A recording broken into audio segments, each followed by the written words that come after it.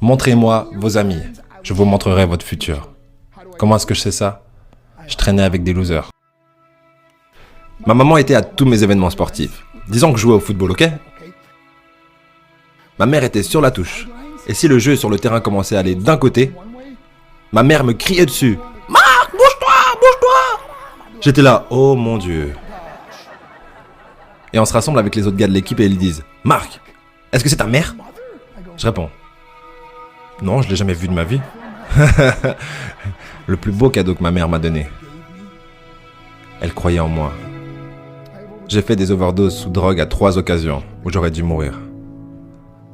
Mais je crois qu'on m'a gardé ici pour une raison. Montrez-moi vos amis, je vous montrerai votre futur. Comment est-ce que je sais ça? Je traînais avec des losers et je suis devenu le plus gros loser parmi eux parce que j'ai abandonné absolument tout, ce dont je rêvais quand j'étais un petit garçon. À cause des gens avec lesquels j'ai décidé de m'entourer. Mes amis me ramenaient à 2 ou 3 heures du mat. On était bourrés, foncés à rire dans la voiture. On s'arrête à côté de ma maison et ils me disent « Marc, la lumière est allumée. » Et je dis « Oh merde, ma mère est debout. » Vous voyez, ma mère ne pouvait pas aller au lit avant de savoir que son fils était toujours en vie. Je rentrais, elle me disait « Hello Marc, comment a été ta soirée ?» Et je dis « Bien maman, je vais juste aller au lit. » Elle dit « Est-ce que je peux juste te parler une minute ?» Et là je dis « Maman, je suis fatigué, je veux juste aller au lit. » Elle dit « Marc, je ne t'ai pas vu de toute la journée et toute la soirée.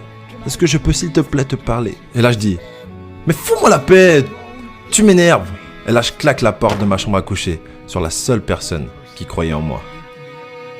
J'étais en pleine tournée internationale. On luttait à l'étranger au Japon. Après mon match de catch, j'ai rejoint ma chambre d'hôtel et je me suis endormi. Il y a eu une personne qui a toqué à ma porte à 3 heures du matin.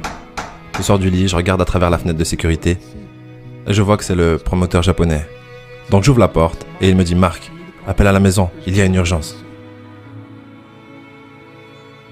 Je suis allé au téléphone de ma chambre d'hôtel et j'ai appelé aux États-Unis.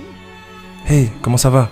Il a dit « Marc, je ne sais pas comment te dire ça. » J'ai dit « Dis-moi simplement ce qui s'est passé. » Et d'un coup il commence à pleurer et dit « Marc, je ne peux pas te le dire. » Je lui dis « Dis-le. » Il a dit « Marc, ta mère est morte. » J'ai posé le téléphone, j'ai couru pour sortir de ma chambre d'hôtel. J'ai pris l'ascenseur jusqu'à l'entrée. Et quand les portes sont ouvertes, j'ai juste couru dans la rue. Je veux dire, il n'y avait pas de voiture, il n'y avait pas de gens, c'était 3 heures du matin. Et je marchais au milieu de la rue, à Hiroshima, au Japon. Et je me rappelle regarder en l'air en disant « Maman, je suis tellement désolé. » J'ai pris l'avion pour ses funérailles. J'étais tellement nerveux de devoir marcher jusqu'à son cercueil, alors je suis resté dans le fond.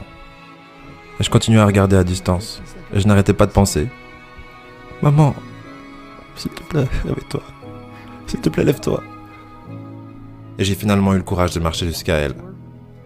Et en me rapprochant, je peux voir ma mère pour la première fois. Je veux dire, elle était tellement belle. Elle était habillée en blanc.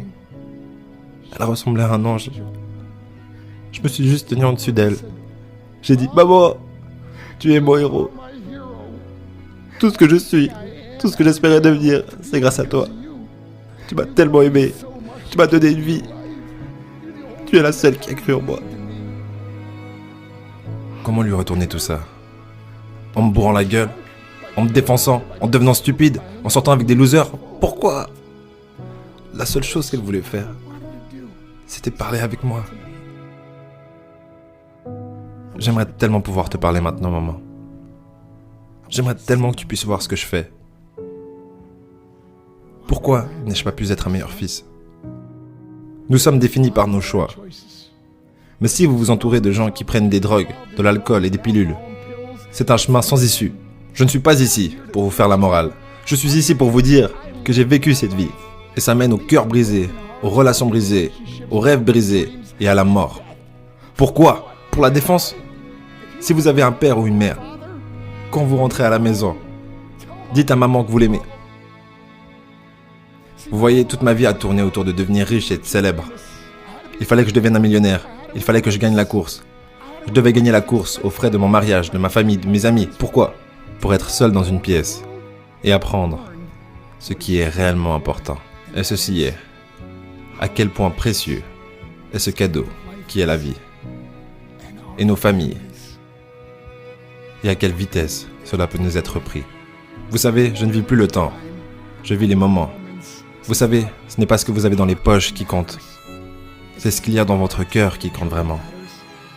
L'amour. L'amour est juste un mot. Jusqu'à ce que quelqu'un vienne et lui donne du sens. Vous.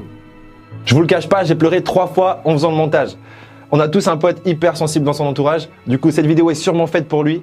N'hésitez pas à lui envoyer et je vous dis au prochain épisode. Si vous ne savez pas où vous allez ou que vous ne connaissez pas votre cible, vous n'y arriverez jamais. La vérité.